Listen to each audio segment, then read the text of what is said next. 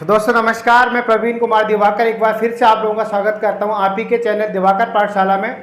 और दोस्तों आज के इस वीडियो में हम लोग बात करने वाले हैं, लास्ट टाइम हमने बात करी थी दोस्तों, वो थी हमारी एक सेंटेंस के कितने पार्ट्स होते हैं, ये सारी बातें मैंने आपको बता दी।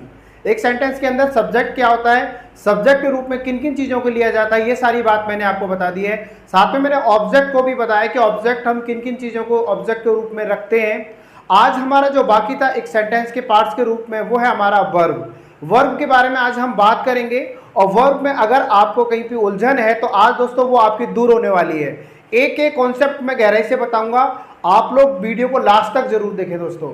यदि आपने इससे पहले वाला फर्स्ट पार्ट नहीं देखा है तो आप एक बार जाकर के उसे जरूर देख लें, जिससे कि आपको सेंटेंस के जितने भी पार्ट्स होते हैं वो आपको पूरा डिटेल में समझ में आने वाले हैं। तो दोस्तों देर ना करते हुए हम वीडियो को करते हैं शुरू। और दोस्तों कल हमने लास्ट वीडियो में बात करी थी सब्जेक्ट के बारे में और ऑब्जेक्ट के बारे में। उसके अलावा आज हमारा कॉन्सेप्ट जैसा कि आपको नजर आ रहा होगा वो है हमारा वर्ब। वैसे क्रिया के बारे में आप सभी को पता है कि अगर हम किसी भी फॉर्मेशन को बना रहे हैं, किसी भी सेंटेंस को बना रहे हैं, आप किसी भी भाषा को सीख रहे हैं, बिना क्रिया यानी बिना किसी एक्शन के आपको नहीं पता चल पाएगा। अगर कोई इंग्लिश सीखना चाहता है या रिटर्न सीखना चाहता है तो बिना वर्ब के दोस्तों ये सीखना बहुत ही ज़्यादा मुश्किल है। तो दोस्तों आज का जो वीडियो बहुत ही ज़्यादा खास है। आज हम सीखेंगे कि वर्ब किन किन रूपों में किस किस तरीके से कहाँ कहाँ पर रखने से इसके काम को बताती है और हम किन किन तरीके की फॉर्म आज इसमें होती हैं, वो सारी चीज़ें आज समझ लेंगे। तो दोस्तों देर ना करते हुए आते हैं, चलो यहाँ लिखा हुआ है, हमने इसकी डेफिनेशन तैयार की है आप लोगों के लिए, जिससे कि आपको ये आसानी से समझ में आ जाए। दोस्तों जैसा कि जानते हैं वर्ब पार्ट्स ऑफ स्पीच का ये एक हिस्सा है। तो आज हम वर्ब क्रिया, इसको हिंदी में कहते हैं, यहाँ लिखा हुआ है क्रिया से किसी वाक्य में हो रहे कार्य या अवस्था का पता चलता है। यानी किसी भी वाक्य के अंदर क्या काम हो रहा है, जैसे राम सो रहा है तो राम, इसमें क्रिया क्या है, तो सोना एक क्रिया है। मैं पढ़ा रहा हूं तो इसमें क्रिया क्या है, तो मैं क्या बताऊंगा, मैं पढ़ा रहा हूं तो इसमें पढ़ाना एक क्रिया है। मैं नाच रहा हूं तो इसमें क्रिया क्या है, आप कहोगे इसके अंदर है पढ़ाना, नाचना, सॉरी। तो आज देख लेते हैं दोस्तों, आज यहाँ पे जो पॉइंट लिखा हुआ है इसमें वाक्य के अंदर कार्य का और साथ में अवस्था का यानी स्टेट का पता चलता है। तो इसको हम देख लेते हैं क्या है इसके अंदर। आपको वर्ब के जो है दो पार्ट्स देखने को मिलेंगे, टू टाइप्स की वर्ब आज मैं आपको बताने वाला हूं। दोस्तों वर्ब के कई और रूप भी होते हैं, लेकिन मैं आपको वही चीज बता रहा हूं जिससे कि आपकी ग्रामर की बेसिक जानकारी मिलने के बाद आप सेंटेंस बनाना सीख जाओ जल्दी से और आप अपने स्पोकन को शुरू कर सको। तो दोस्तों शुरू करते हैं। यहाँ लिखा हुआ है पहले में, यहाँ लिखा है हेल्पिंग वर्ब्स। हेल्पिंग वर्ब या फिर ने ऑक्सिलरी वर्ब भी कहते हैं। इनको पहले जान लेते हैं, फिर इसके बाद में हम जानेंगे मेन वर्ब, यानी इनको एक्शन वर्ब के नाम से भी जाना जाता है। तो हम ऑक्सिलरी या फिर हेल्पिंग वर्ब में किन किन चीजों को देखते हैं। आपने सुना होगा is, am, are, was verb, और हैज, हैव, हैड या कुड, शुड, वुड, इस तरीके की आपने हेल्पिंग वर्ब सुनी होगी, जो कि किसी भी सेंटेंस में दोस्तों आपको समय बताने का काम करती है या फिर अवस्था। सही है, तो आज देख लेते हैं। यहाँ लिखा हुआ है, मैंने इसको थोड़ा सा लिख दिया है कि इस हेल्पिंग वर्ब से हमें किस चीज का पता चलता है, इससे समय या अवस्था का पता चलता है।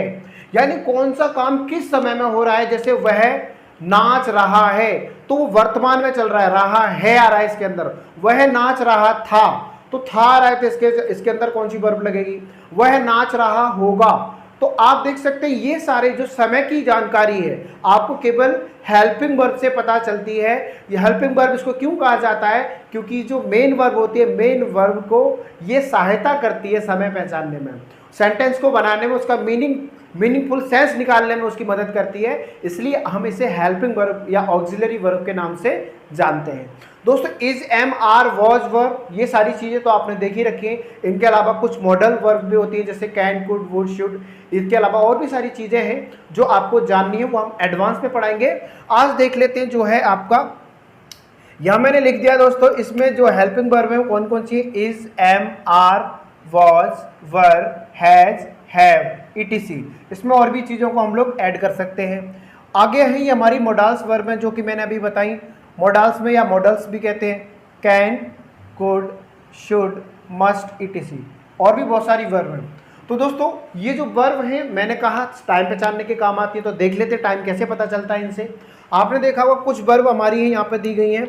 Present helping verb, present helping verb जो कि वर्तमान समय के बारे में जानकारी देती है, और वर्तमान समय का जो इंडिकेशन होता है किसी हिंदी सेंस के अंदर वो होता है, हो, हूँ। इस तरीके के जब वाक्य बनते हैं तो आप समझ जाते हैं कि ये सारी बातें वर्तमान समय में चल रही हैं। आप देख सकते हैं मैंने हिंदी में इनको लिख दिया है। यहाँ पर यहाँ लिखा हुआ है, हो, हूँ या फिर हैं। ये तीनों सेंस, चारों सेंस जो हैं ये आपके वर्तमान समय का इंडिकेशन करते हैं, वर्तमान समय को बताते हैं। तो चलो देख लेते हैं दोस्तों यहाँ पे कौन कौन सी वर्ब हेल्पिंग वर्ब आती हैं। तो आप देख सकते हैं is, am, are, has, have, has been, having, do, does, can, should, etc।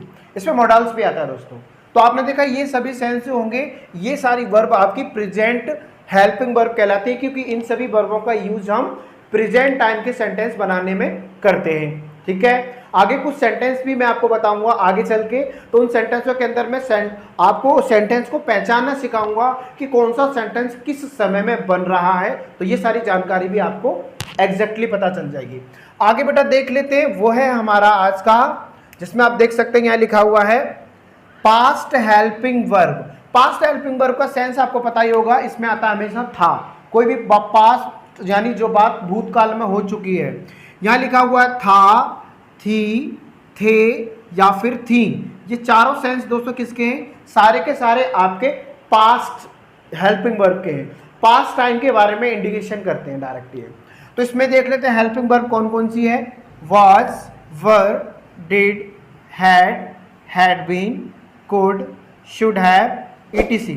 और भी चीज़ें इसमें ऐड कर सकते हैं। तो ये सारी हेल्पिंग वर्ब जो मैंने अभी बताई इनका सेंस पास्ट टाइम के लिए इस्तेमाल किया जाता है।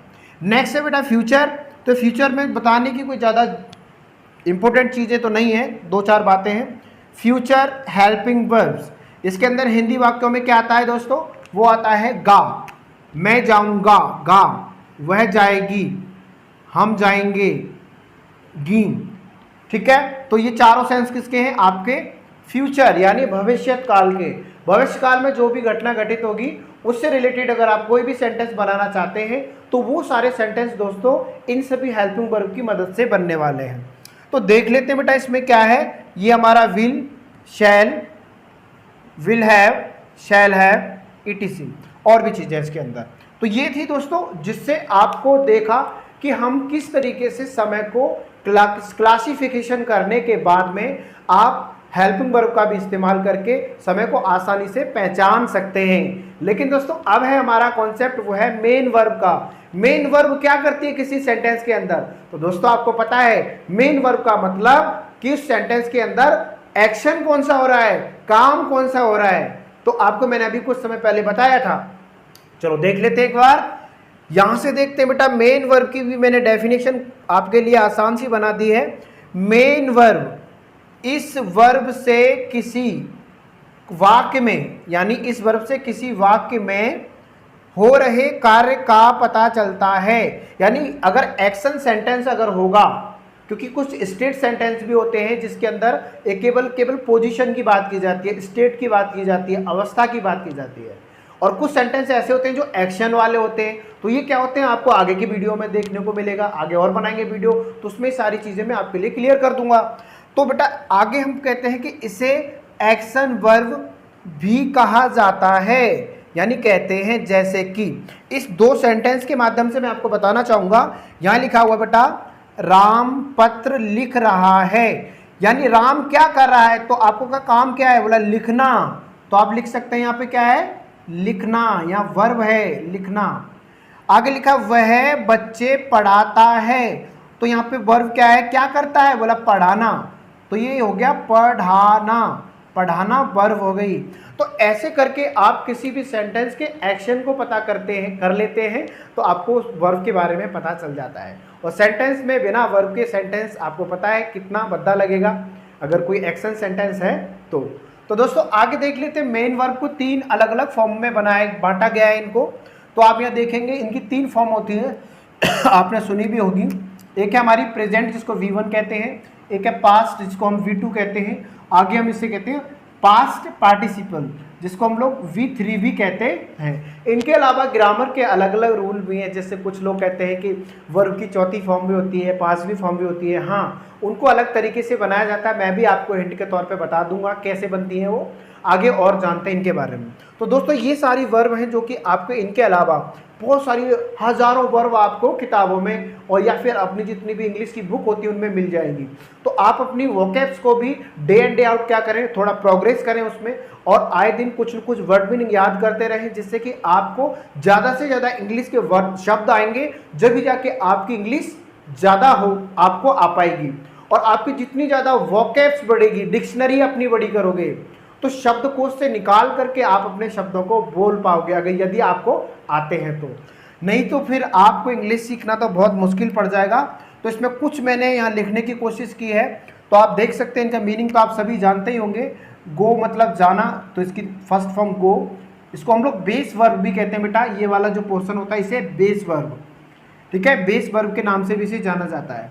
आगे करेंगे गो, वेंट, गॉन, ठीक है। आगे ब्रिंग मतलब लाना, ब्रिंग, ब्रॉट, ब्रॉट, बॉइल उबालना, बॉइल्ड, बॉइल्ड, कॉल बुलाना, कॉल्ड, कॉल्ड, कट काटना, कट, कट, तीनों फॉर्म ऐसी है जो एक जैसी होती है। क्लोज बंद करना, क्लोज्ड, क्लोज्ड, काउंट गिनना, काउंटेड, काउंटेड, चीट धोखा देना, चीटेड, चीटेड, कुक पकाना, कुक्ड, कुक्ड, प्ले खेलना, प्लेड, प्लेड। आपने देखा ये सारी चीज़ें आप लोग पहले से जानते होंगे, थोड़ी बहुत इनके बारे में आपको परिचय मिल चुका होगा पहले कुछ क्लासों के अंदर। लेकिन आज आप इन चीज़ों को सही से समझना चाहते हैं तो दोस्तों आप इस वीडियो को जरूर देखें और साथ में आप राइट डाउन जरूर करते जाएं अपनी नोटबुक के अंदर, जिससे कि आपकी जितनी भी मैं सीक्वेंस में वीडियो बना रहा हूँ सारी चीज़ आपके समझ में आती रहे, आपको किसी भी तरह की दिक्कत ना हो। आगे देखते हैं बेटा, इसके अंदर इन वर्ब को हम लोग इस सारी वर्ब को हम लोग तीन अलग अलग कैटेगरी के अंदर बांटते हैं, जो कि मैंने दो कैटेगरी आपके सामने लिखी है। स्पेशल कैटेगरी में यहाँ लिखा है रेगुलर वर्ब होती है। रेगुलर वर्ब किसे कहते हैं? जिसके अंदर बेटा ऐड कर लास्ट में ऐड किया जाता है ईडी, यानी V2 और V3 बनाने के लिए, यानी वर्ब की सेकंड फॉर्म और वर्ब की थर्ड फॉर्म बनाने के लिए आप उसके एंड में ईडी जोड़ते हैं, तो आपका वो कहलाती है आपकी रेगुलर वर्ब, ठीक है। आप यहाँ लिखेंगे, जैसे कि मैंने लिखा है यहाँ पे प्ले, तो यहाँ पे मैंने उसे दो उदाहरण दिए हैं। यहाँ लिखा है प्ले, प्ले को मैंने सेकंड फॉर्म बनाने के लिए क्या करा है, ईडी लगाया, प्लेड, थर्ड फॉर्म में भी ईडी लगाया, प्लेड। इस तरीके से मैंने काउंट, काउंटेड, काउंटेड, आप देख सकते हैं यहाँ पे ईडी लगाया मैंने, यहाँ पर भी ईडी।